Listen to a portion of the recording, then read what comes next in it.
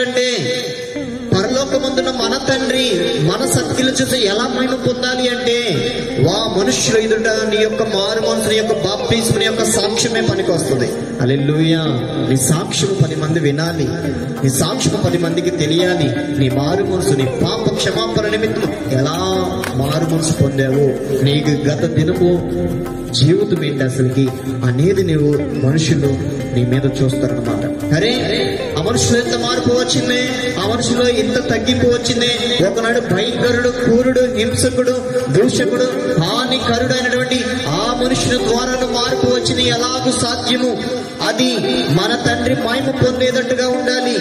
ఆ మారు మనసుకు తగ్గట్టుగా మన పరలోకమందున తండ్రి మన ప్రవర్తన చూసి మహిమ పొందాలి అంటే వాడి జీవితము మారాలి, వాడు బ్రతుకు మార్చుకోవాలి. బ్రతుకు మార్చుకొని దేవుని దగ్గరికి వచ్చాడు. మీ జీవితాలు కూడా మారతాయని సమాజానికి ఒక లెటర్ రాస్తాడు చూడండి.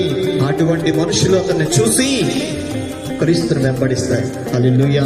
క్రీస్తు వెంబడించిన వెంటనే నీ ద్వారా పరలోకమందు